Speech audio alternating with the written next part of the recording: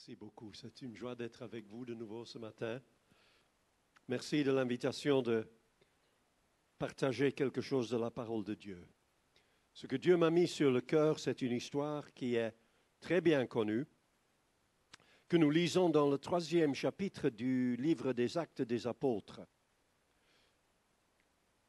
Actes chapitre 3. Pierre et Jean montaient ensemble au temple à l'heure de la prière. C'était la 9e heure. Il y avait un homme boiteux de naissance qu'on portait et qu'on plaçait tous les jours à la porte du temple appelé la Belle, pour qu'il demande l'aumône à ceux qui entraient dans le temple. Cet homme, voyant Pierre et Jean qui allaient y entrer, leur demanda l'aumône. Pierre, de même que Jean, fixa les yeux sur lui et dit « Regarde-nous ».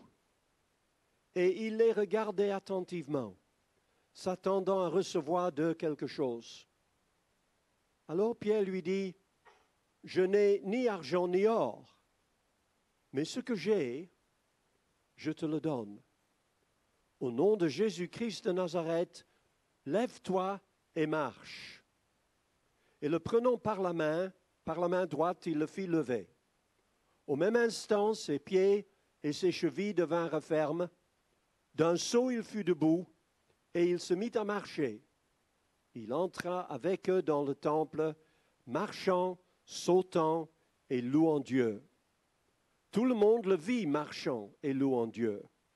Il reconnaissait que c'était celui qui était assis à la belle porte du temple pour demander l'aumône. Et il fut rempli d'étonnement et de surprise au sujet de ce qui lui était arrivé. Et comme il ne quittait pas Pierre et Jean, tout le peuple, étonné, accourut vers eux au portique dit de Salomon. Pierre et Jean montent ensemble au temple à l'heure de la prière. C'était la 9e. Ils montent au temple quelques jours après la fête du Pentecôte pour assister à l'office des prières et intercessions qui a lieu tous les jours vers 3 heures de l'après-midi dans le temple, et pendant lequel le prêtre désigné par le sort entre dans le lieu saint pour offrir l'encens.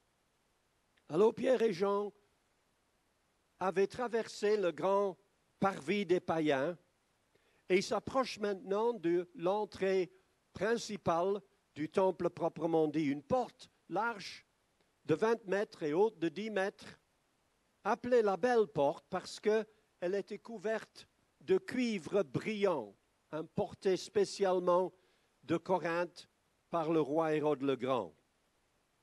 Devant cette belle porte, il y avait un homme boiteux de naissance, qu'on plaçait tous les jours à la porte du temple appelée la Belle, pour qu'il demande l'aumône à ceux qui entraient dans le temple.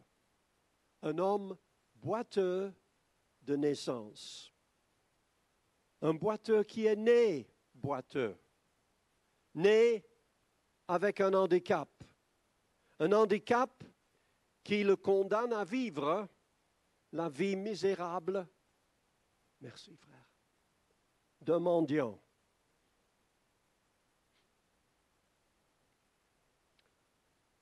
Cet homme ne peut pas marcher.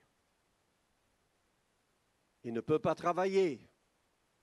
Il n'a pas de choix. Il doit mendier pour vivre et survivre. Et sa vie est monotone. Tous les jours, exactement la même chose. Tous les matins, un membre de la famille ou peut-être un ami le dépose là, à la belle porte du temple, avec son petit panier, son petit pot de mendiant. Et alors, il passe toute la journée à observer les pèlerins qui entrent joyeusement dans le temple pour louer Dieu et pour apporter leurs holocaustes. Mais lui, il n'est jamais entré dans le temple. Il ne peut pas entrer dans le temple. Il est condamné à rester toujours dehors. Il ne peut pas participer à la louange dans le temple. Pourquoi? Il est handicapé. Handicapé. Et la loi juive défend strictement l'entrée au temple aux handicapés. Alors vous imaginez, chaque jour, il se tient près du lieu où on rencontre Dieu, mais il n'entre jamais dedans. Il est toujours à l'extérieur, jamais à l'intérieur. Toujours près de la présence de Dieu, mais jamais dans la présence de Dieu. Toujours spectateur, auditeur, mais jamais participant. Toujours près, mais toujours loin. Est-ce qu'il y a des gens ici ce matin parmi nous comme ce boiteux? Pas nécessairement avec un handicap physique, mais des gens qui sont paralysés par le péché, ou la peur, ou la maladie, ou la dépression, paralysés par le découragement ou par le doute, ou peut-être même par l'amertume ou de la haine, ou par l'indifférence. Des gens qui, comme ce boiteux à la belle porte du temple, voient des autres qui jouissent de la bénédiction de Dieu, mais qui ne l'expérimentent pas personnellement eux-mêmes. Des gens qui voient et entendent des autres louer Dieu, mais qui eux-mêmes n'expérimentent pas sa présence et ne participent pas eux-mêmes à ses bienfaits. Le boiteux assis à la belle porte du temple a toujours été boiteux. Dès sa naissance, il n'a jamais pu vivre comme les autres, il n'a jamais pu faire ce que les autres font. Vous savez, le problème avec un handicap, c'est qu'à la fin, on s'y habitue, on l'accepte. Et dans la vie chrétienne, c'est la même chose. On peut s'habituer à une vie spirituelle médiocre. On peut s'habituer à une vie chrétienne sans victoire, à une vie sans marche réelle avec Dieu, sans l'expérience constante de sa présence, de sa bénédiction, de sa direction, de sa provision. On peut s'habituer à une vie sans la puissance du Saint-Esprit. Cet homme, voyant Pierre et Jean qui allaient y entrer, leur demanda l'aumône. C'est combien une aumône? Qu'est-ce que vous pensez? Un billet de 500 €? Non, hein? Plutôt une pièce d'un cent. Le boiteux n'attend pas grand-chose, n'est-ce pas? Il ne demande pas des richesses. Il se contente d'un minimum. Il y a des chrétiens comme lui. Ils se contentent de si peu. Ils ne demandent que des aumônes de Dieu, des aumônes spirituelles, des petites victoires sur le péché, une légère amélioration d'une maladie, un soulagement passager d'une souffrance, une solution partielle ou temporaire d'un problème. Mais Dieu ne promet pas des aumônes à ses enfants. Dieu promet l'abondance. Jésus dit, je suis venu afin que les brebis aient la vie et qu'elle l'ait en abondance. Et Dieu a toujours été le Dieu de l'abondance. À la création, il ordonne que les eaux produisent en abondance les animaux. Moïse dit, l'Éternel ton Dieu va te faire entrer dans un bon pays où tu mangeras du pain avec abondance et où tu ne manqueras de rien. Les psalmistes chantent, le Fils de l'homme se rassasie de l'abondance. Tu visites la terre et tu lui donnes l'abondance, tu le combles de richesses. Tes pas versent l'abondance. Nous avons passé par le feu et par l'eau, mais tu nous en as tirés pour nous donner l'abondance. Salomon dit, Honore l'Éternel avec tes biens, avec les prémices de tout ton revenu, alors tes greniers seront remplis d'abondance. Et il y a une grande abondance dans la maison du juste. Et le prophète Malachie dit, apportez à la maison du trésor toutes les dîmes, afin qu'il y ait de la nourriture dans ma maison. Mettez-moi de la sorte à l'épreuve, dit l'Éternel des armées. Et vous verrez si je n'ouvre pas pour vous les écluses des cieux, si je ne répands pas sur vous la bénédiction en abondance. L'apôtre Paul dit, Dieu peut vous combler de toutes sortes de grâces, afin que possédant toutes choses de quoi satisfaire à vos besoins, vous ayez encore en abondance pour toute bonne œuvre. Et mon Dieu pourvoira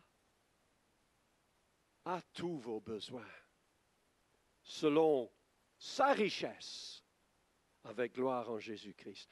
Ne nous comptons pas d'aumône seulement, frères et sœurs, alors que nous servons un Dieu qui peut faire infiniment au-delà de tout ce que nous demandons ou pensons. Ne nous contentons pas d'aumône, alors que Dieu veut que nous jouissions pleinement de l'abondance, de sa bonté, d'une abondance de pardon et de paix, et de joie, de bonheur et de victoire. J'aime bien le Luxembourg, mais je n'aimerais pas être luxembourgeois.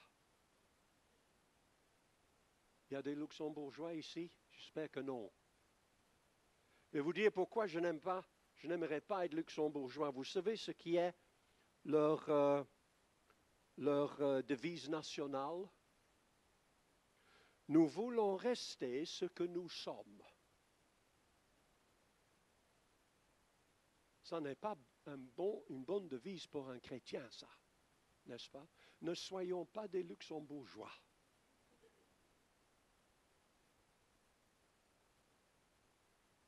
Mais il y a des luxembourgeois, entre guillemets, dans l'Église de Dieu. Oui, vous savez.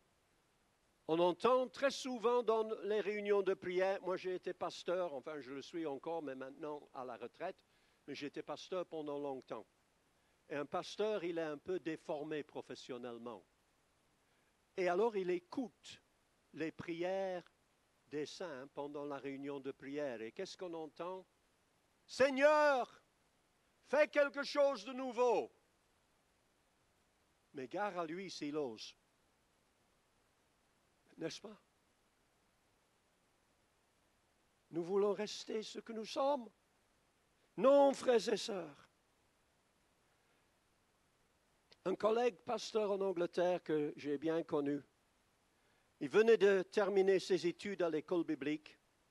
Et alors, il était envoyé par son mouvement pour être pasteur d'une petite église, une trentaine de personnes, pour la plupart des vieilles dames, qui se réunissaient dans une église qui est un monument historique, sombre et froid, à 900 places.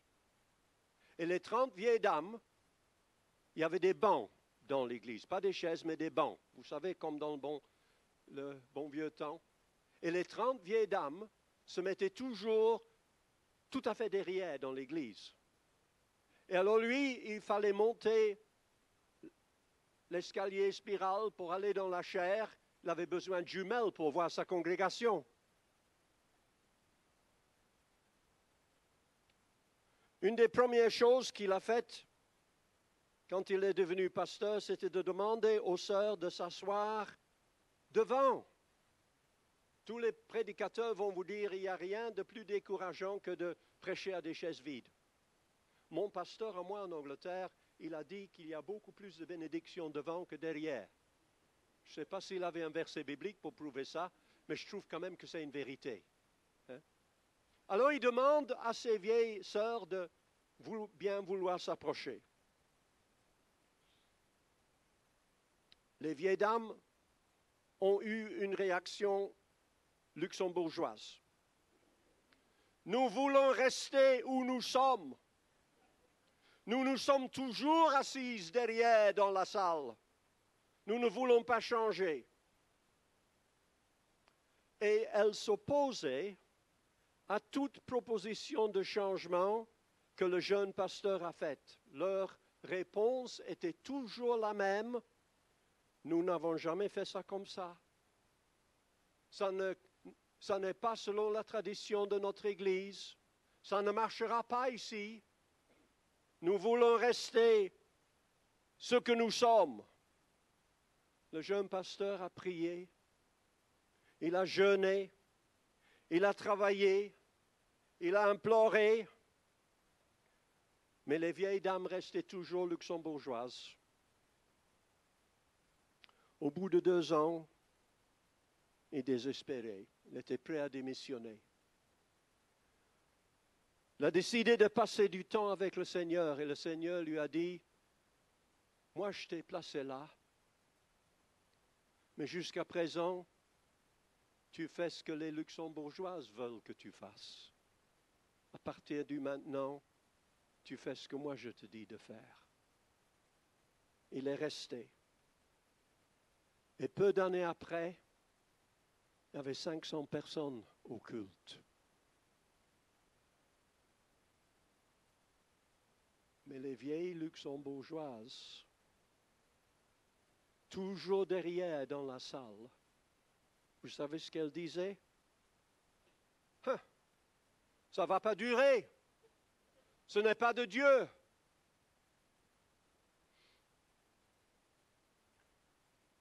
J'entends Jésus dire, Jérusalem, Jérusalem, qui tue les prophètes et qui lapide ceux qui te sont envoyés. Combien de fois ai-je voulu rassembler tes enfants comme une poule rassemble sa couvée sous ses ailes, et vous ne l'avez pas voulu. Nous voulons rester ce que nous sommes. Non, frères et sœurs. Nous ne voulons pas rester ce que nous sommes. Nous voulons devenir ce que Dieu veut que nous soyons. Ne soyons pas des chrétiens luxembourgeois. Ne nous contentons pas d'aumône. Dieu nous promet son abondance. 7 hommes voyant Pierre et Jean qui allaient y entrer, il leur demanda l'aumône. Pierre et Jean le voient, entendent son cri, s'arrêtent et s'approchent de lui. Et Pierre lui dit, « Regarde-nous. » Le boiteux les regarde. À juger par leurs vêtements et leur accent, ces hommes doivent être des pauvres Galiléens. Et au temps du Nouveau Testament, tout le monde savait que les Galiléens étaient avares. Donc, notre boiteux ne doit pas s'attendre à grand-chose. Si moi, je peux me permettre de lui donner du conseil, je dirais, boiteux, laisse-les passer. Ces Galiléens, ils ne vont rien te donner. Et si tu perds ton temps avec eux, tu pourrais laisser passer un juif riche, n'est-ce pas, qui pourrait te donner beaucoup plus. Mais le boiteux n'écoute pas mon conseil. Il les regarde. Il les regardait attentivement, s'attendant à recevoir de quelque chose. Ça, c'est intéressant. Il les regardait attentivement, s'attendant à recevoir quelque chose. Pas désirant recevoir quelque chose, pas espérant recevoir quelque chose, mais s'attendant à recevoir quelque chose. Quand nous voyons une femme avec un gros ventre, qu'est-ce qu'on dit? Elle espère famille? Elle désire famille? Non. Elle attend famille, n'est-ce pas? Elle ne désire pas un bébé. Elle n'espère pas un bébé. elle va avoir un bébé, n'est-ce pas? Alors, mes frères, j'ai une excellente nouvelle pour vous ce matin. Vous avez toujours cru jusqu'à maintenant que seulement les femmes peuvent être enceintes. Mais ce n'est pas vrai. Spirituellement, nous, les hommes, nous pouvons aussi être enceintes. Physiquement, biologiquement, pas. Mais spirituellement, si. Le boiteux regarde Pierre et Jean attentivement, s'attendant à recevoir d'eux quelque chose. La foi ne désire pas un miracle. La foi n'espère pas un miracle. La foi attend un miracle. Alors soyons enceints des miracles de Dieu. Le boiteux les regardait attentivement, s'attendant à recevoir d'eux quelque chose. Alors Pierre lui dit, « Je n'ai ni argent ni or. » Voilà, j'avais raison. N'est-ce pas? Je lui avais dit qu'il n'allait pas recevoir grand-chose. « Je n'ai ni argent ni or. » De toute façon, boiteux, qu'est-ce que tu ferais, toi, avec de l'argent ou de l'or? L'argent et l'or peuvent acheter un bon lit, mais pas une bonne nuit de sommeil. L'argent et l'or peuvent acheter une assurance maladie, mais pas une guérison. L'argent et l'or ne peuvent pas faire marcher le boiteux. Je n'ai ni argent ni or. Bien sûr que Pierre et Jean n'ont pas l'argent ou l'or. Ce sont des prédicateurs débutants. Et savez-vous combien on paye un prédicateur débutant? Bien sûr qu'ils n'ont pas d'argent et d'or. En plus, Pierre n'a presque plus travaillé depuis 3 ans et demi. Son livret d'épargne doit déjà être vide. Il n'a ni argent ni or à donner au boiteux. Mais attention, Pierre ne lui dit pas « Je n'ai ni argent ni or ». Pierre lui dit « Je n'ai ni argent ni or, mais… » Je ne sais pas si dans votre traduction de la Bible, mais chez moi, « Je n'ai ni argent ni or » est suivi d'un virgule. Pas d'un point. Vous avez été à l'école. Qu'est-ce qui est la différence entre une virgule et un point? Un point dit fini, terminé. Il n'y a plus rien à attendre. Tandis qu'un virgule dit c'est pas encore fini. Il vient encore quelque chose. Je n'ai ni argent ni or, virgule.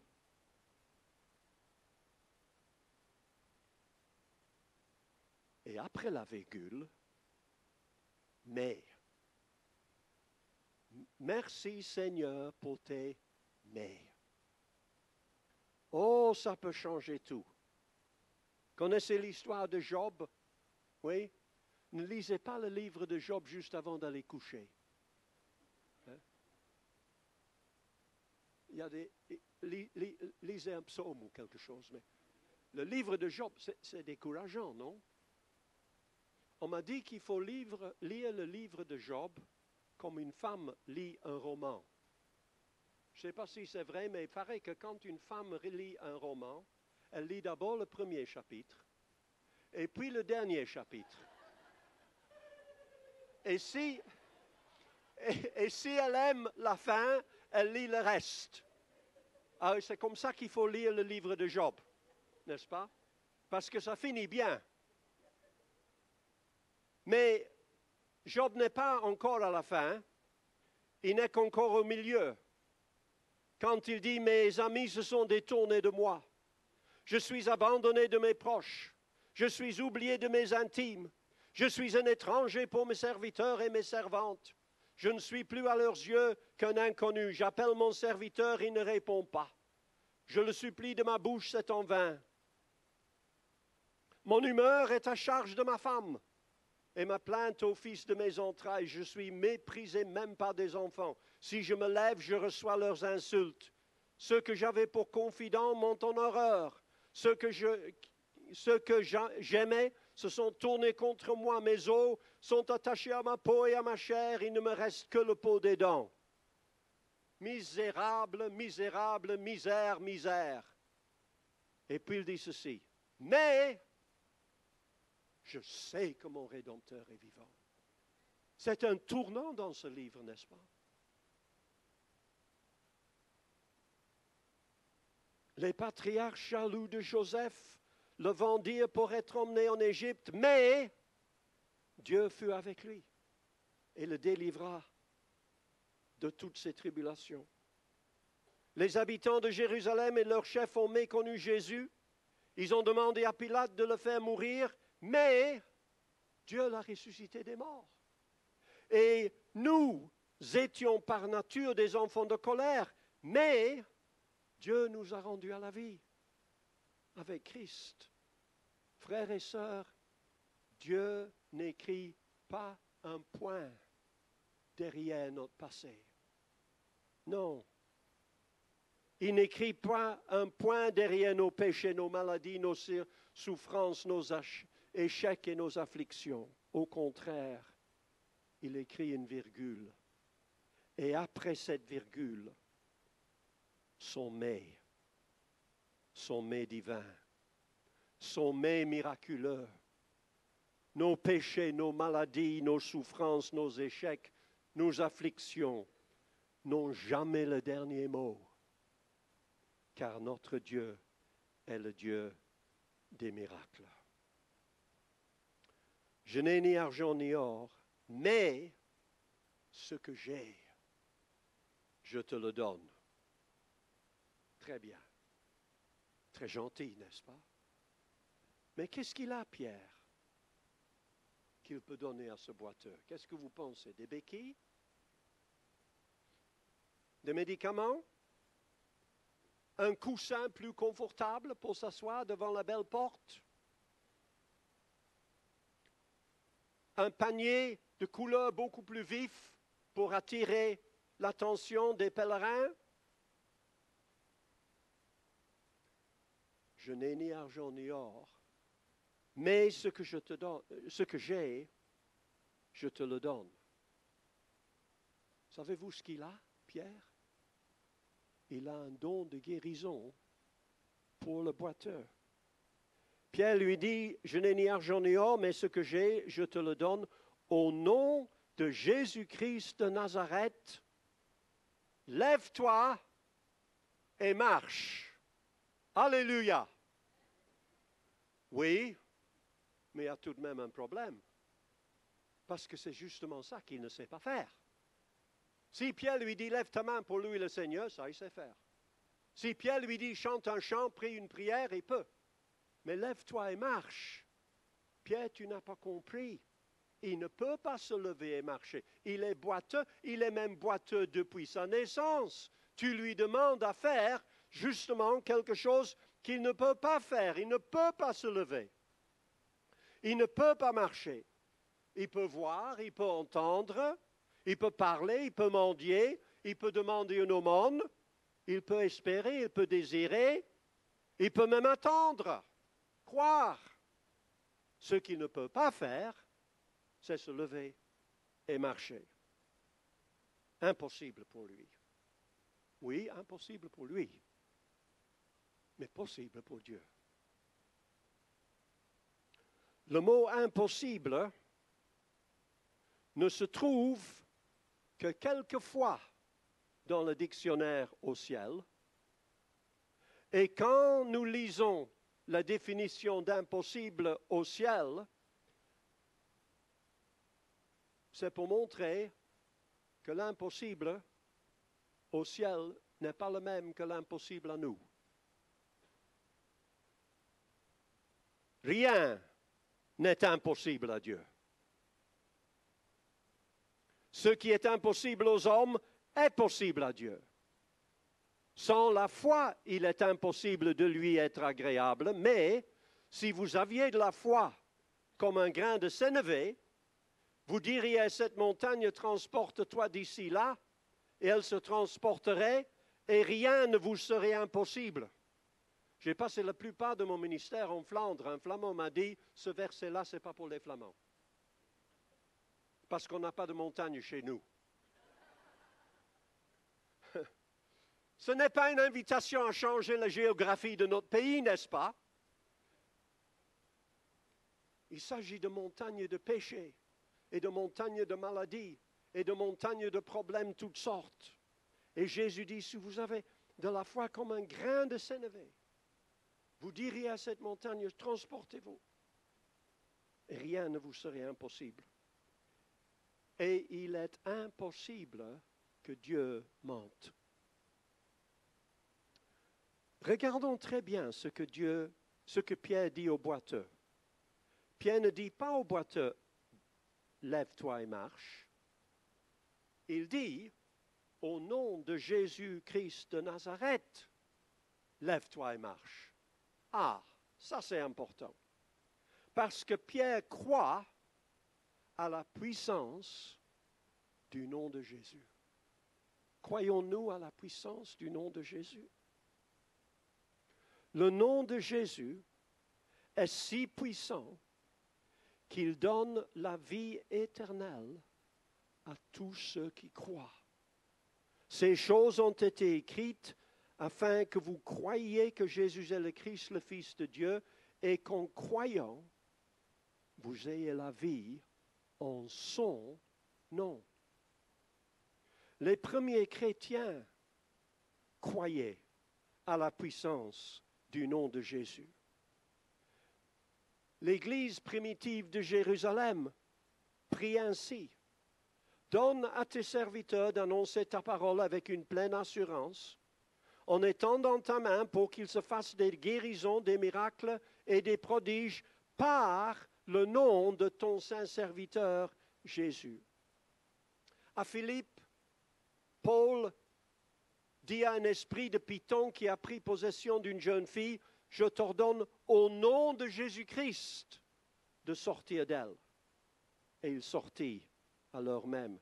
Les disciples à Éphèse furent baptisés au nom du Seigneur Jésus-Christ. Paul exhorte les Corinthiens par le nom de notre Seigneur Jésus-Christ et leur écrit, vous avez été justifiés au nom de Jésus-Christ. Il ordonne aux Éphésiens, rendez continuellement grâce pour toutes choses à Dieu le Père, au nom de notre Seigneur Jésus-Christ. Aux Colossiens, quoi que vous fassiez en parole ou en œuvre, faites tout au nom du Seigneur Jésus-Christ. Aux Thessaloniciens, que le nom de notre Seigneur Jésus-Christ soit glorifié en tout. Et Jésus promet tout ce que vous demanderez en mon nom. Je le ferai. Jésus est devenu d'autant supérieur aux anges qu'il a hérité un nom plus excellent que le leur. Et Dieu l'a souverainement élevé. Il lui a donné le nom qui est au-dessus de tout nom, afin qu'au nom de Jésus, tout genou fléchisse dans les cieux, sur la terre et sous la terre, et que toute langue confesse que Jésus-Christ est Seigneur à la gloire de Dieu le Père.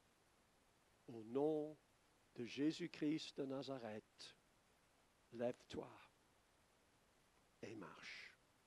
Savez-vous que Jésus a plus d'une centaine de noms dans la Bible?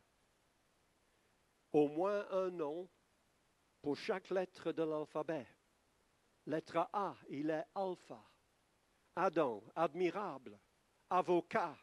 Amen, l'apôtre de notre foi, l'auteur d'un salut éternel, l'agneau de Dieu. Lettre B, il est le bras du Seigneur, le bienheureux et seul souverain, le bon berger. C, il est le chef et consommateur de la foi, le chef suprême de l'Église, le commencement de la création de Dieu, le Christ de Dieu, la consolation d'Israël, le conseiller et le chemin. D, il est Dieu, la domination des peuples.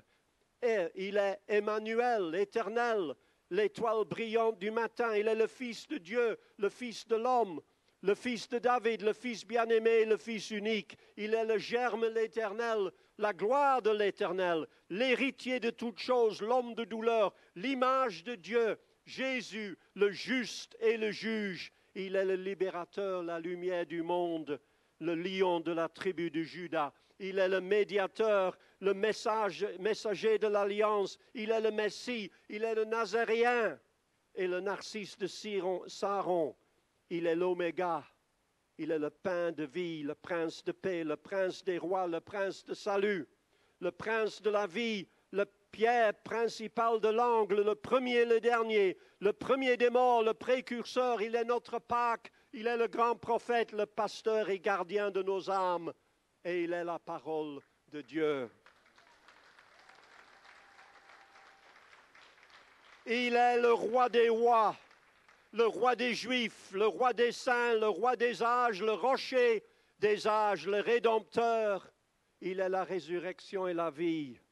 Il est le Seigneur des seigneurs, le souverain pasteur, le soleil levant, le souverain sacrificateur et le Saint de Dieu. Il est le témoin fidèle, il est le Tout-Puissant, il est la véritable lumière, le vrai cep, la vérité et la vie. Et si vous voulez le reste de l'alphabet, vous n'avez qu'à chercher vous-même. Au nom de Jésus-Christ de Nazareth, lève-toi et marche. On chantait dans le bon vieux temps, le nom de Jésus est si doux.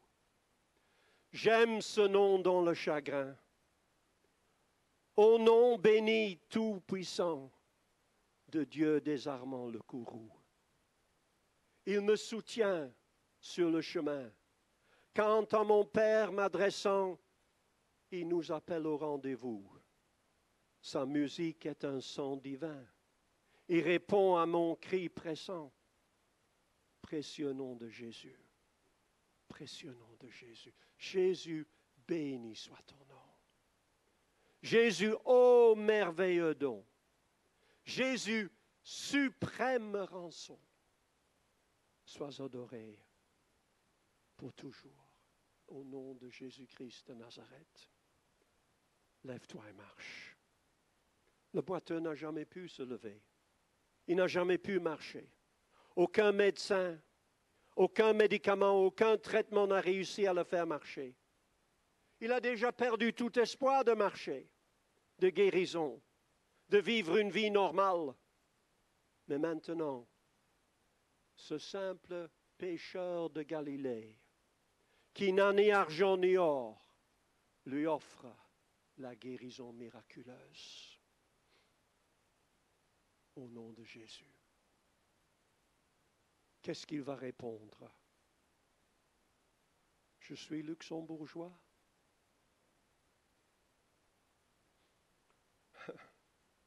Toujours été boiteux. Je ne veux pas changer. On m'a déjà dit que je pourrais guérir. J'ai espéré dans le passé. Je ne veux pas de faux espoirs maintenant. Je ne peux pas marcher. Je ne peux pas me lever. Est-ce qu'il va continuer à se contenter d'aumônes alors que maintenant Dieu lui offre l'abondance? Est-ce qu'il va marcher par la foi ou rester assis par la vue? Au nom de Jésus-Christ de Nazareth, lève-toi et marche. Et le prenant par la main droite, Pierre le fit lever. Au même instant, ses pieds et ses chevilles devinrent fermes. D'un saut, il fut debout et il se mit à marcher. Il entra avec eux dans le temple, marchant, sautant et louant Dieu. Le boiteux guérit miraculeusement, instantanément, complètement. La grossesse physique enfante un bébé. La grossesse spirituelle enfante un miracle.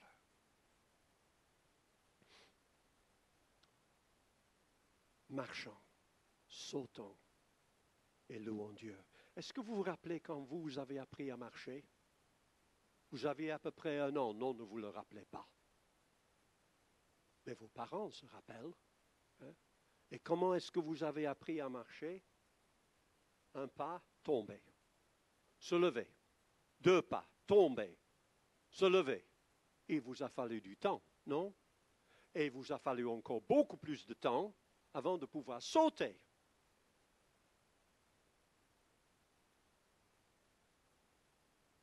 Mais le boiteux, paralysé depuis sa naissance, qui n'a jamais pu marcher de toute sa vie, ne doit pas apprendre à marcher, il ne doit pas apprendre à sauter. Au même instant, ses pieds, ses chevilles devinrent fermes. D'un saut, il fut debout. Il se mit à marcher. Il entra avec eux dans le temple, marchant, sautant et louant Dieu.